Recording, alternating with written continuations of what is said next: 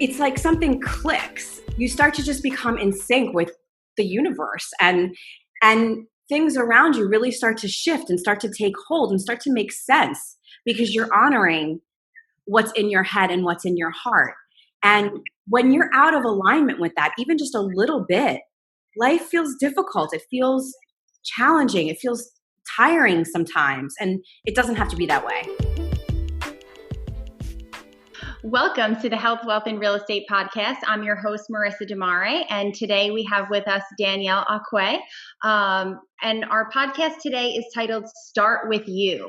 Start with you, meaning it's the first fundamental step to health, wealth, and real estate. We're starting with health, starting with you. So Danielle, I'll go right into you. Introduce yourself and tell us a little bit about what you have going on. Yeah, absolutely. Marissa, I just want to thank you so much for having me on your podcast today. This is truly an honor, and I'm really excited to talk to you. And I love sort of the alignment that we have with the platform that you've put forth with Health, Wealth, and Real Estate, and with what I'm doing here at Danielle Aque Yoga. And so just wanted to say thank you for that. So I have been working in corporate America for 14 years. My background's in digital technology. About 8 years ago, I started my own personal yoga practice. And then some circumstances pushed me to kind of delve deeper into my yoga practice in 2016. And from there, I decided I wanted to become a teacher. And so now I've been teaching for almost 2 years. And it's been an amazing journey. I recently launched a platform called DanielleAqueYoga.com, where you can practice yoga for free anytime you like, or you can dial into my Zoom classes 5 days a week, and then also doing some blogging and some other things. So it's really an exciting time. And so I wanted to start out by saying, since we're on the topic today about success starting with you, to set the stage about yoga before we dive into what that means, let's just talk about the fact that yoga is actually a science. It's not a religion like some people think it is.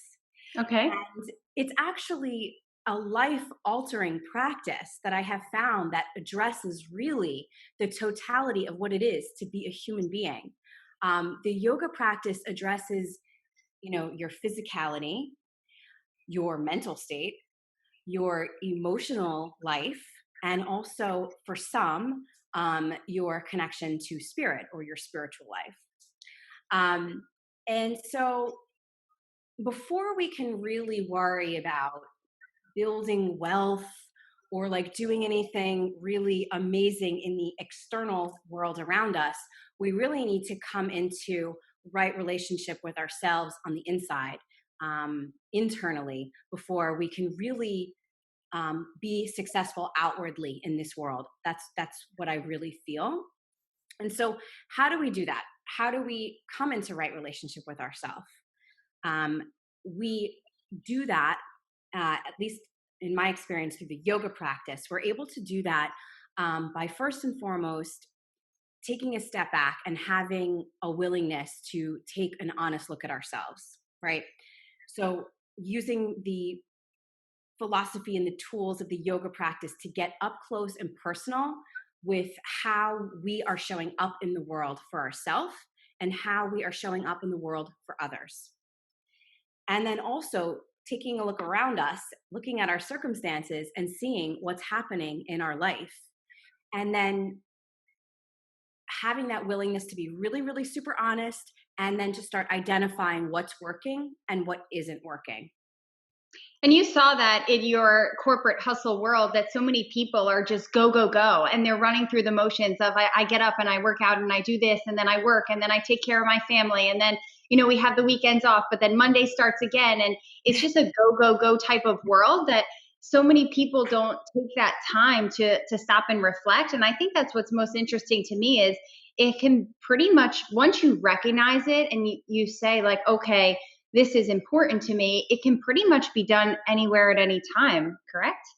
Absolutely. Absolutely. I think that, what happens is like we get programmed from a very early age that, we're expected to kind of take our career paths in a certain way, or maybe Work ethic, rightfully so, is instilled within us as children. And so then we grow up being really hard workers. And I think all of that is amazing. But to your point, Marissa, it's almost like, and also when we start working, we're 22 years old. Like, what could we possibly really know about ourselves at that stage? So we kind of just like get on that hamster wheel and don't get off. And Right. we're working like crazy. We fill our lives with responsibilities and busyness without really ever stopping and taking the opportunity to say, am I on the right path for myself? And what is even a path? You know what I mean? So Right. it's really being able to kind of take a step back and saying, like, am I doing the right things for myself? um, so that's what I mean by identifying what's working for you and what isn't working for you. And so after that, what I started to do was really understand that we are responsible and we are accountable for our own reality. So while sometimes it's easy to say, like, oh, well, why is this happening to me? Like, look at these circumstances. I'm so upset. Like, all these whatever's wrong. Actually, we have, to a very large degree, the power to create the reality around us. And if something isn't working, you can change it. So it's really kind of owning that and knowing that you truly are in the driver's seat of your own life. So this is also an area of the yoga practice and philosophy that I really started to explore.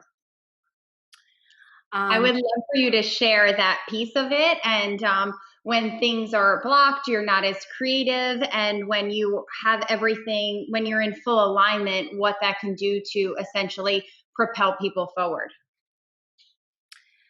Absolutely. So when you are in alignment with what's in your head and what's in your heart, everything that's happening around you, and again, this is from my experience and other yogis that I talk to, it's what we're constantly talking about in the yoga practice. But when you can get in touch and and sort of move into that up close and personal relationship with yourself, where you really start to understand what's in your head and what's in your heart, and then actually start honoring that through your actions and by what you start to fill in your life around you. um, it's like something clicks, and like you start to just become in sync with the universe, and things around you really start to shift and start to take hold and start to make sense because you're honoring what's in your head and what's in your heart. And when you're out of alignment with that, even just a little bit, life feels difficult. It feels challenging. It feels tiring sometimes. And it doesn't have to be that way. And that's where you hear people say, well, that feels right, do what feels right. And as you're learning and growing and pushing outside of those comfort zones, sometimes you confuse uncomfortable or growth with what feels right. But kind of being able to recognize the difference between the two is part of that practice as well, right? Absolutely. Absolutely. It's an interesting thing that you bring up about feelings. So, we definitely, definitely, definitely want to honor our feelings and get in touch with our feelings. And no feeling is right or wrong, it's how you feel. With that said, and that can guide you through your practice and guide you along your journey and your path to wherever you're going. But at the same time, in terms of change and transformation and putting what's in your head and your heart into action, sometimes it doesn't feel that great, right? Like, change is hard, change is challenging, growth is difficult, it's scary, you're leaping yourself into sort of unknown territory.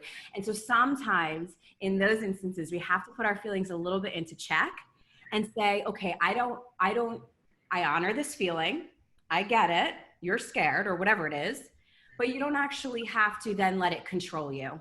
You can kind of just let it sit on the side as you continue to move forward, with creating those new habits, whatever it is that you're doing to change, to grow, to move forward. Yeah, it can definitely be painful at times.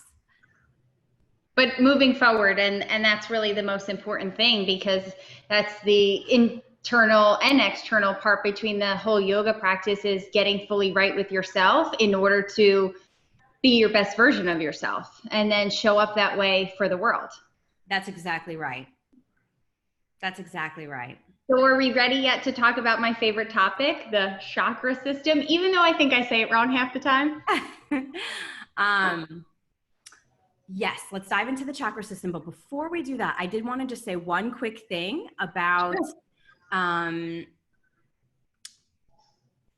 so the chakras is a little bit of an advanced topic, but yes, it's also my favorite subject, Marissa. I love the chakra system.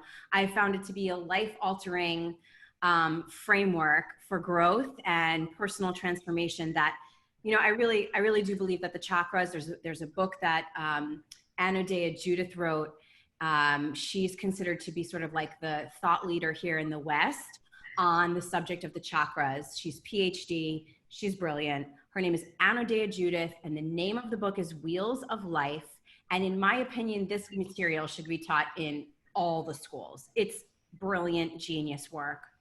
But before we talk about energy and the chakras, let's just take one quick step back to talk about how the yoga practice impacts us in terms of our physical state, our, you know, the health of our bodies, our mental state, emotions, and energy, because all of this is part of one holistic system. It's all related.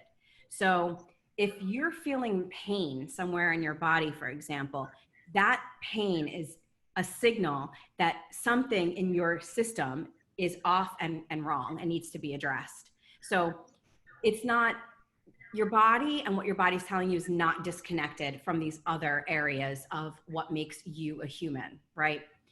So through the asana practice, which means the physical postures that we put our bodies into, we are enhancing the longevity of sort of this vessel that carries us through our earthly experience by developing strength in our bodies, flexibility in our bodies, and by bringing our organs really to like an optimal state of optimal function.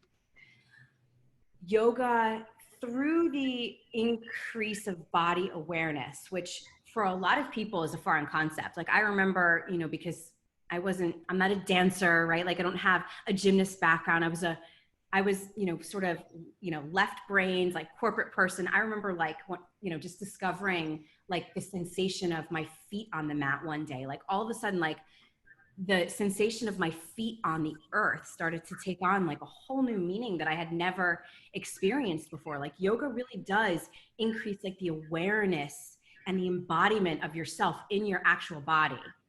Yoga, Well, obviously. feeling grounded, right? Essentially. Yeah, and just being like really aware of how your body feels, like where your body is in space. Getting kind of in touch with how you carry your body. Like it's just an incredible experience if you haven't experienced that before, to suddenly discover how good it feels to actually be in your body, you know? A lot of people struggle with that. You know, that's where self-confidence comes in, or they have these certain aches and pains and my shoulder hurts, my this, my that. They tell other people in, you know, maybe that they're friendly with or at work, kind of in the society in which we live. And it's like, oh, that's normal. Oh, that's old age. Oh, that's stress. That's this. And, you know, when there's no real solution in those conversations to make that pain go away. And with yoga and raising that awareness, that's basically what you're in touch with. Totally. And what's really sad too is that here in the West, whenever a pain comes up in the body, like the first response is to go to the doctor and take a pill for it. Yep. No, like tension and stress is held in our neck and shoulders, for example. Right. So instead of taking a muscle relaxer, we should really work to be addressing the root cause of the problem, which is taking that honest look at our lives, identifying what's working for us and what's not working for us based on what's truly driving us in our head and in our hearts.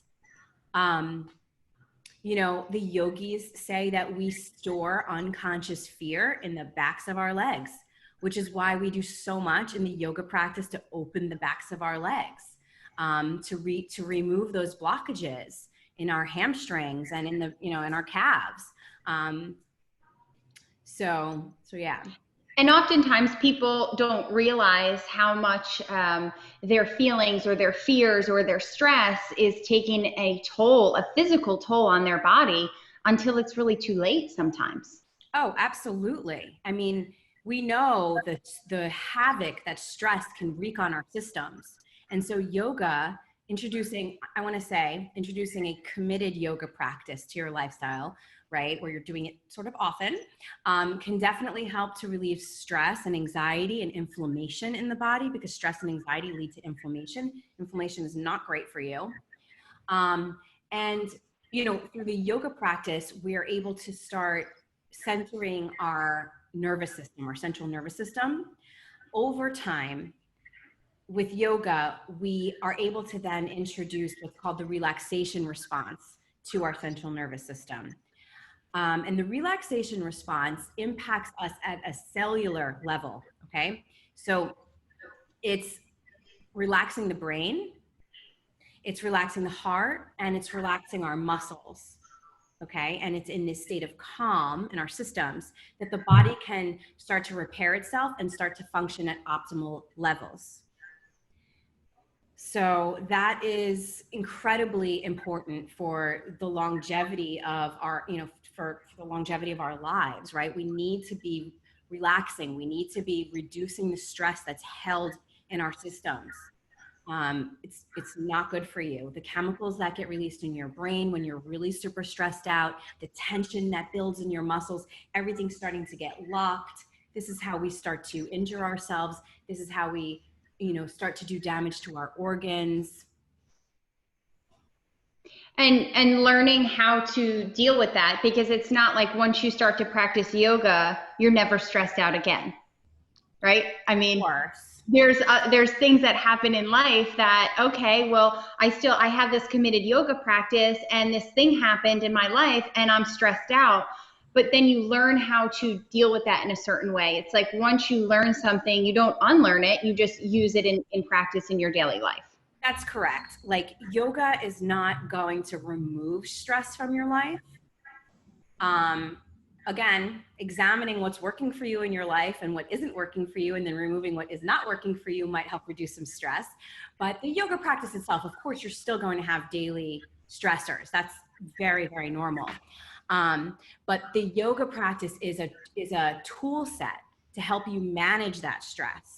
And when Right. you start to feel overwhelmed, or when you start to become overwhelmed, you have this tool set that you can go back to and rely on to help manage that stress and bring yourself back into sort of that relaxation response of the central nervous system. Breath work is a big part of this practice. The breath is the bridge between our bodies and our minds. And we can use the breath to affect change on our whole system. So breathing is very much a part of the yoga practice. And by learning and using different breathing techniques, you can start to, so let's say you're feeling really anxious and you want to reduce your anxiety. Or let's say you're feeling a little lethargic, it's Monday morning, you need to get going, and you want to increase the energy in your body, or the energy that you feel in your system. You can Right. practice different breath techniques that will then affect change on your whole system, on your body and your nervous system. Kind of amazing. And the breaths in the yoga practice are essentially tied to the movements, which furthers you in your practice, correct? That is correct.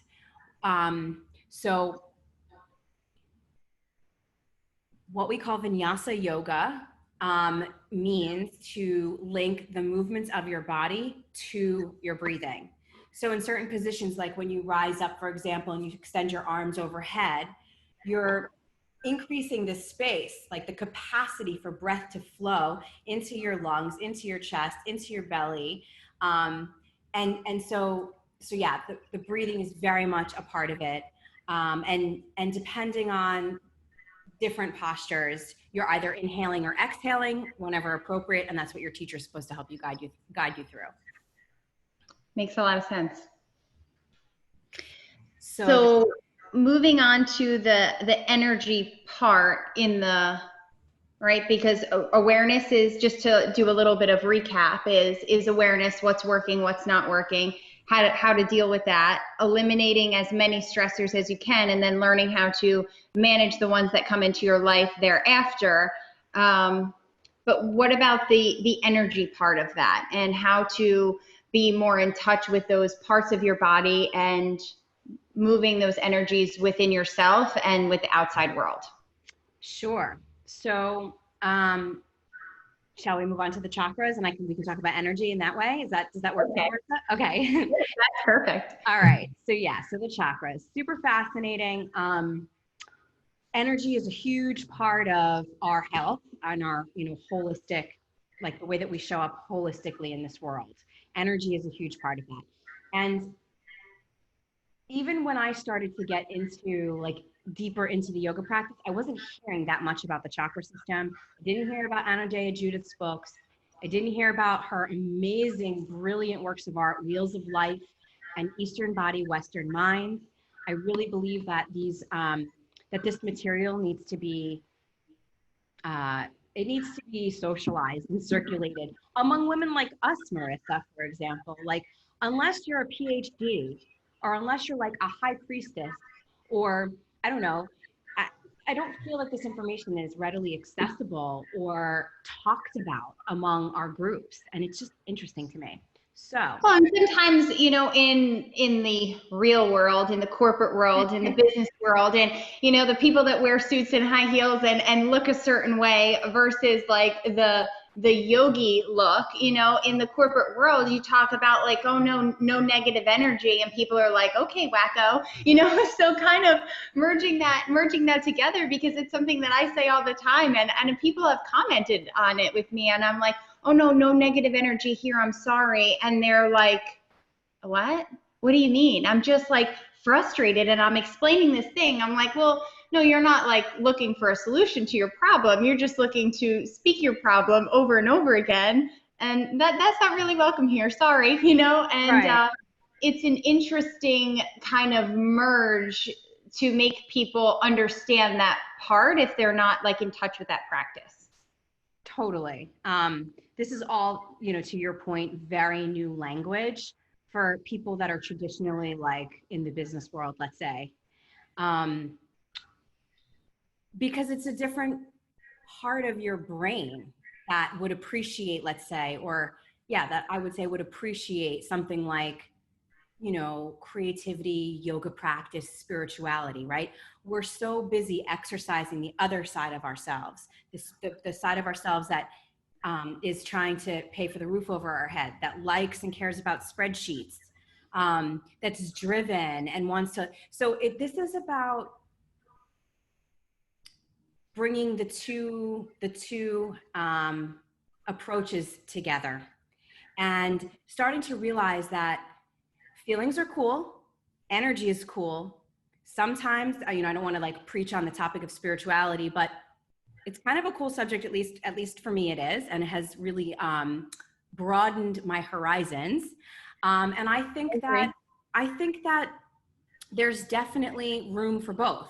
Like, and actually, that's a big part of what my platform is based on, is like, you don't have to be one or the other, right? You can be business minded, you can be really grounded, really practical, and all of these things, and also still really kind of embrace and use and leverage the yoga practice to help you step into the best possible version of yourself. And Well, and isn't that the science behind it, right? I mean, that is the most practical. We're born just us, and then we have all these influences in the world. So tuning back into just our own self is the most practical thing that someone could do. I totally agree with you. And I didn't mean to cut you off. You were just about to say something. No, not at all. So going back to the chakras, at the inner core of us, there are 7 wheel-like subtle energy centers called chakras. And the word chakra, it means wheel. And each of these 7 chakras are representing an aspect of awareness that's essential to our lives. What's super fascinating, Marissa, is that everything that exists on this plane has at its core a spinning wheel. You can YouTube it. It's fascinating.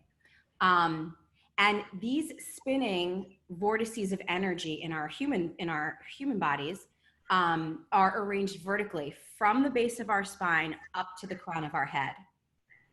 And together, these 7 main energy centers are a formula for wholeness and balance that integrates our body, mind, spirit, energy. And so, as a system, if studied and applied, can be a powerful tool for growth.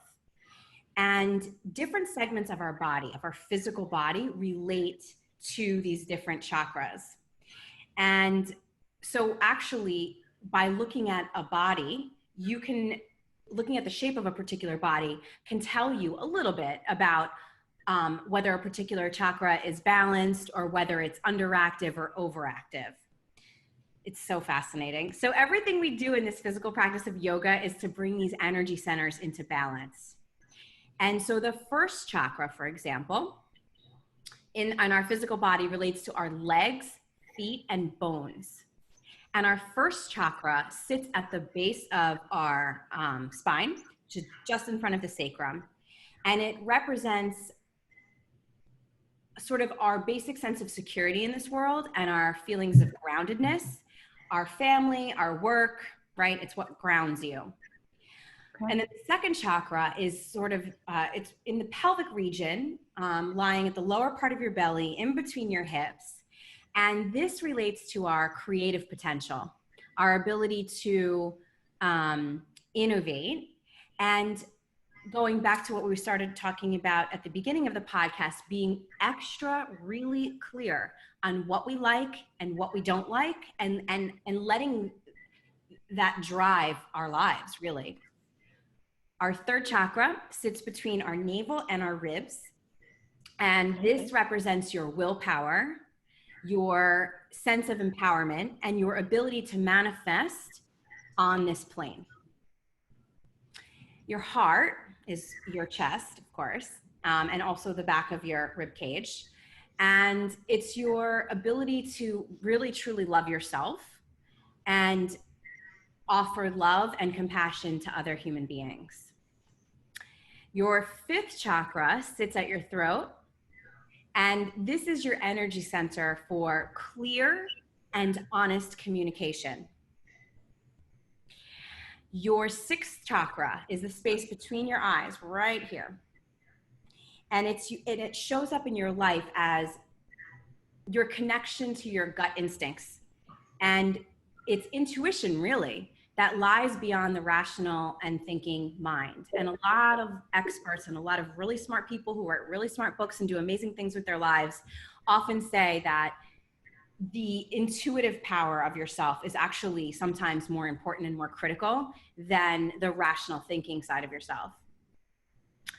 And then your seventh chakra is at the crown of your head. And this relates to something sort of higher and beyond just yourself, just, sort of beyond the human experience.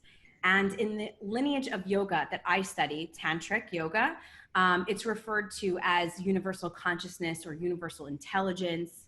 And it's the idea that we're all connected by sort of this giant field of energy. And the same creative force that put the miracle of life into motion to begin with can be experienced here on this plane if we learn how to tune into it. So it's a bit of an advanced concept, but that's largely a lot of what we're doing in meditation, is this connection to universal consciousness and intelligence. So would that be somewhat like faith, whether it's in yourself or in a higher power? I think that there is a lot of ways to interpret what I'm talking about here in terms of a connection beyond just ourselves and and beyond this human form. Some people say God, some people have religion, some people say universal energy, some people say higher consciousness, higher power. It's really what resonates with you. And if you have an inkling that this is a concept that you might be able to get behind, the fact that there is sort of this thing that exists beyond our individual selves, then I encourage anyone who is interested in the subject to read and do their own research to figure out what explanation or sort of what path will resonate with them most.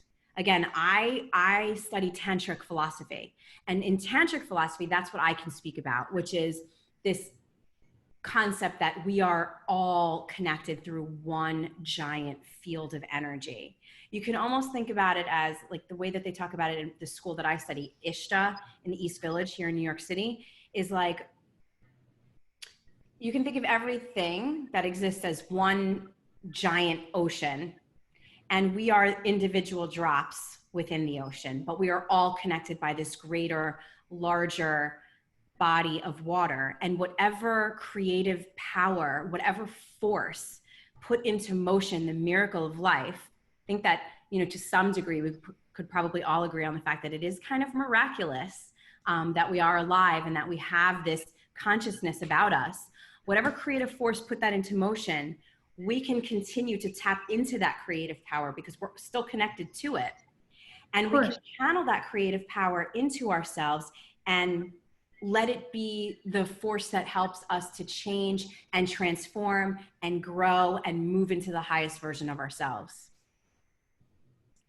So how would you know if something is blocked within your body? I know you said you can kind of look at a person and see that. What are some of the, not to get super in detail, but what are some of the signs of that? Sure. I would say, okay, so a big concept in yoga is what we call svadhyaya. That's a Sanskrit word.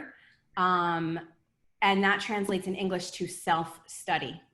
Okay. And so we can use the physical practice of yoga to study our bodies, and the physical practice of yoga to help move our bodies into a more optimal state of health. There's obviously a huge mental component to moving into the best version of ourselves, right? Like, we can be physically the most fit person in the world, but if we carry a lot of, let's say, like sorrow in our hearts, or a lot of anger, or a lot of judgment in our hearts, or our nervousness in our mind is out of control and we can't calm down, and therefore we're not getting enough sleep, for example, or we're not, whatever it is. It's really working on all of these different aspects. So for me, and how it looks in my practice, is physical mat, working on the physical health of my body, reading books, learning about the philosophy of yoga, learning about the approach to yoga. I have no shame in my game in terms of talking with therapists. We get our nails done once a week to take care of our nails. Why wouldn't you speak to a therapist and take care of your mind? And kind of understand, like, use therapy as a way to understand yourself better. Right. And what's holding you back, what drives you, what makes you upset, and then untangling that, helping you to figure out what your deepest driving desires are so that you can then, direct your actions towards those things. I think therapy is an amazing tool. Emotions, right? So you can rely on your support system, your family, your friends, like use your support system to help you feel better when you need to. Be in touch with your feelings, acknowledge your feelings, journal them, own them. Journaling, I think, is huge. And that just really goes back to raising awareness, because sometimes when you say it out loud to a therapist, you say it out loud to someone in your support system, or you write it down on paper, it makes you recognize the situation differently than maybe you would have otherwise if you kind of just kept those feelings inside. Totally. Because those feelings inside, Marissa, what's going to happen? They're going to manifest as a pain in your hip. They're going to manifest as that little soreness in your neck. That's that aggravating thing that happened that you didn't talk about. All of a sudden you're going to wake up and there's going to be a crick in your wrist. Like, no, you have to acknowledge these feelings and work through them and help to move them out. Right. So I hope did I answer your question with that? You absolutely answered my question, and raising awareness on this, and that's really your whole platform, with this amazing brand that you've recently built and launched to share the practice of yoga with as many people as you possibly can through your online platform, through, some of the free class offerings that you have, through the private classes, through getting really into that practice, and you're making it so accessible for people in that you don't need to, because over the past couple of months, people's habits have changed, some for the much better and some for the worse, because they don't have the accessibilities as we did, maybe rewind 4 or 5 months ago. So you're bringing it right into people's homes. It's almost like there's no excuse not to tap into this in order to improve your life. Absolutely. Absolutely. I mean, it's kind of a miraculous approach to stepping into your full self, if you will. I mean, everyone can discover their power to thrive. We all have that ability. It's not saved for just the geniuses. We all have our power. We all have the power to really thrive in our lives. And we can feel better. We can start to move into a state of where we're feeling our absolute best. We can use this practice to help accomplish our goals that we have for our lives. We can use this practice to increase our energy, increase our ability to be creative in our lives, to move through our days with more ease and more sort of flow, if you will, and really to truly step into our full potential as a human being. Absolutely. I think the energy part is really interesting. And, I love implementing the yoga part, because a lot of what I do with health, wealth, and real estate is food, because, well, everyone needs to eat, and every time you eat a meal or choose to eat or drink something, you're making a choice. Is this going to give my body and my brain nourishment, or is it going to bring me down? Am I going to, eat a salad and feel like I can take on the world, or am I going to eat a cheeseburger and French fries and feel like I need to take a nap when I'm done? So you make those choices in your daily life. So adding this yoga practice in is bringing that energy to the highest level. And I see it within my own life on a daily basis, because we're all a work in progress. No one is perfect. I don't eat perfect every single day.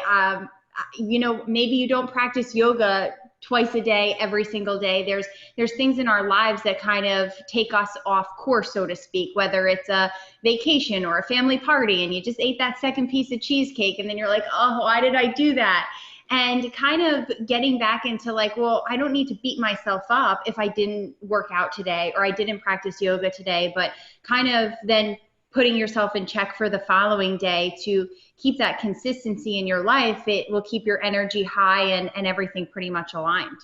I love that, Marissa, because where I think people get tripped up sometimes is they set, it's hard to introduce a new habit into your life. It's hard to, if you set a certain level of expectation for yourself in terms of what you're going to eat, how you're going to exercise, and how you're going to manage your life, we're all going to slip up.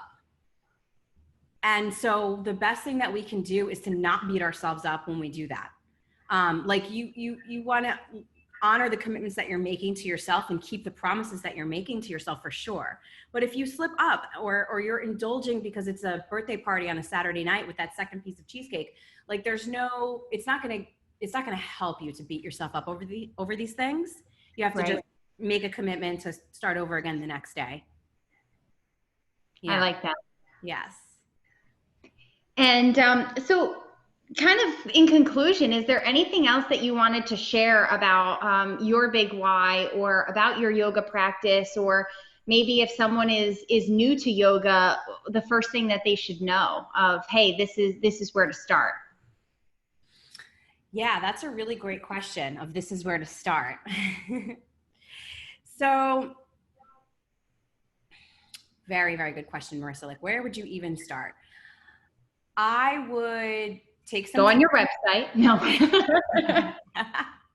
Go to DanielleAqueYoga.com. No, I'm just kidding. There you go. Although I really, truly do welcome, actually, in particular, beginners to the yoga practice, because what you're not going to get with me is necessarily an advanced 4 level stand on your head. Like I said, it's just not where I've taken the practice. For me, it's much more accessible and basic, if you will, in terms of the physical practice. So I totally welcome beginners. I would love to guide beginner yogis on their journey to help them understand what this is all about.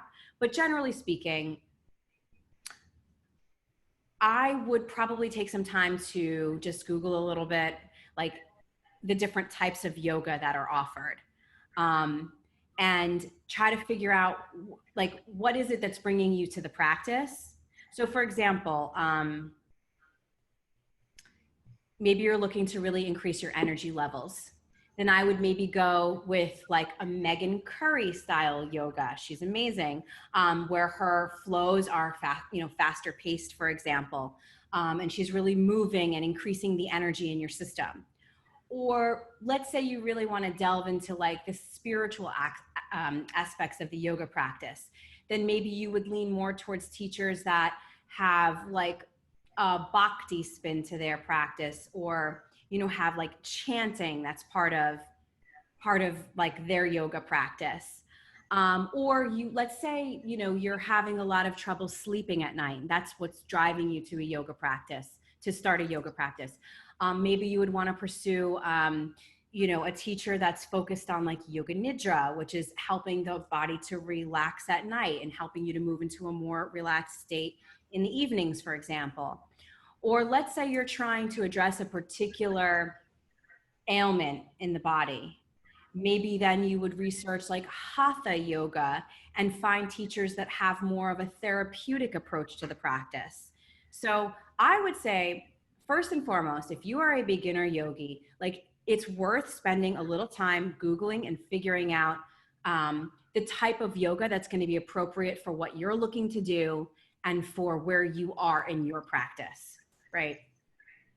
I like that. And it all goes back to the theme of today is start with you and start with evaluating yourself, where you are today versus where you want to be maybe in 5 years from now. And just start, really. I mean, start Googling, take a couple of classes, and you'll get a feel for which style is going to jive best with your personality and your goals, what you're trying to accomplish. Well, thank you so much for sharing that and your entire yoga practice. I really am so grateful that you joined me on the podcast today, because yoga is such a huge part of my platform, exercise and yoga in general, consciousness, energy, all of that is a huge part of what I'm looking to share in the future with my platform, Health, Wealth, and Real Estate. So I thank you. Thank you so much for having me, Marissa. This was such a pleasure. I have one question for you, if that's okay. Sure, absolutely. So in preparation for this lovely conversation today, I did ask on my Instagram account to my friends, what is the most common question around how to get started with a real estate portfolio and or a wealth building strategy? And since we're talking to the expert here, I thought maybe you could enlighten us. So we're going to be doing all this great yoga, but at the same time, how can we just get started with creating sort of a passive income for ourselves with, moving towards a wealth building strategy? So it's interesting because it's so similar to what you said about getting started with yoga, and it would really be a self-evaluation. Okay. To get started financially, right? How much is your mortgage? How much is your rent? How much is your car payment? What are you bringing in every month? How much are you spending at, Starbucks or Chinese food, or, all these things that we spend money on? What can we, how much money do we have? How much money are we saving? And how much money can we save that's kind of wasted in a sense, to be able to get to those next goals? So I would say for anyone who has that question, I do like 5 to 20-minute consultations with people over the phone, over Zoom, FaceTime, whatever is easiest for you. And we'll kind of like evaluate that stuff together. How much are you spending versus how much can you spend if you really took a really good grasp on what your finances are? And then how much money are you saving? And if you're saving money into like a, just a regular savings account that's not earning you anything, or is it going into a 401k that is maybe some are great, other ones, they're very volatile and you don't have any direct control of that, versus investing into a rental property where it's four walls and everyone needs a place to live. So that's why I like real estate investing so much, because I could see it, I could touch it, I can feel it. And I know with residential real estate, no matter what's going on in the world, everyone needs a place to live. So that's what I focus on. So I would say contact me for a quick consultation. If you're looking to start your investment portfolio in an area that I don't personally cover, I will do some research and interview a couple of agents within that area to make sure that you're set up with a top professional to get you started. Sounds good. Thank you so much for that. Absolutely. My pleasure. Thank you. So we are concluding today our Start With You session of our Health, Wealth, and Real Estate podcast. If you guys have any questions, you can contact either one of us anytime. If you want to get started with yoga, DanielleAqueYoga.com or HealthWealthRealEstate.com. We both have contact me buttons on those pages. If you have any additional questions, super responsive to email and all that good stuff. Thank you so much, Marissa. My pleasure. Thank you. Talk to you Take soon. care.